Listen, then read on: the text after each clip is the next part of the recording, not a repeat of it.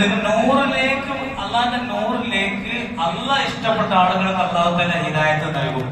അങ്ങനെയുള്ള ആളുകൾക്ക് ഇങ്ങനെയുള്ള ദീനീ സംരംഭങ്ങളുള്ള മഹബത്തും ഇപ്പൊ കണ്ടോ. പള്ളിയിലിരിക്കല്, നിസ്കാരം നിലനിർത്തൽ, കച്ചവടം ഉണ്ടാവും, കല്യാണം ഉണ്ടാവും, എല്ലാം ഉണ്ടാവും. പക്ഷെ നിസ്കാരത്തെ ഒരിക്കലും അത് അശ്രദ്ധമാക്കുകയില്ല. ഇങ്ങനത്തെ ഒരു അവസ്ഥ ഉണ്ടാവുക. അതാണ് നൂറ് കിട്ടിയ ആളുകൾ. ഞങ്ങളോട് ചോദിക്കട്ടെ, ഞാൻ പരത്തിയെന്ന് പറഞ്ഞില്ല. അങ്ങനെ ശരിക്കും ഒരു ഈമാനികമായ ഒരു ദീനിയായ ജീവിതം, ഇതാണ് ചുരുക്കി പറഞ്ഞാൽ നൂറ് എന്ന് പറഞ്ഞിട്ടുണ്ടെങ്കിൽ.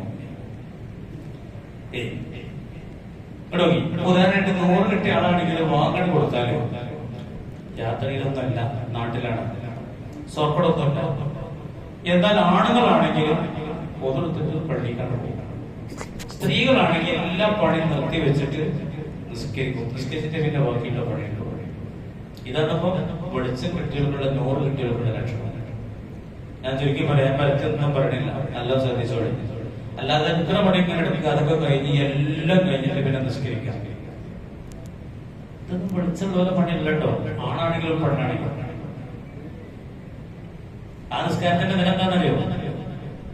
അതിനെപ്പറ്റി അള്ളാഹു റസൂൽ പറഞ്ഞു, മാപ്പ് എന്നാണ്. അടി കിട്ടൂലെന്നേ ഉള്ളൂ. അള്ളാഹ് ഇഷ്ടമല്ല നിസ്കാരം. അള്ളാഹ് നിസ്കാരം, ആ നിസ്കാരം ഇഷ്ടമല്ല. ഏ നിസ്കാരം ഇപ്പൊ 100 കൊടുത്തു, 3 മണി വരെ 100 നിസ്കരിച്ചില്ല. നാട്ടിലുണ്ട്, വാങ്ങുമ്പോ പരിയുണ്ട്, യാത്രയിലൊന്നുമല്ല, രോഗമൊന്നുമല്ല. ഓനും നിന്നു. 3 മണിക്ക് കഴിഞ്ഞാൽ 3-3:30 ആയപ്പോ അവനാണ് ഒതും നിസ്കരിച്ചു. ആ നിസ്കാരത്തെ പറ്റി റസൂൽ പറഞ്ഞാൽ പറയുന്നത് ഇതൊക്കെ നിങ്ങൾ ഇങ്ങനെ പറഞ്ഞു. സഹോദരന്മാർ നല്ല ശ്രദ്ധിച്ചോളെ.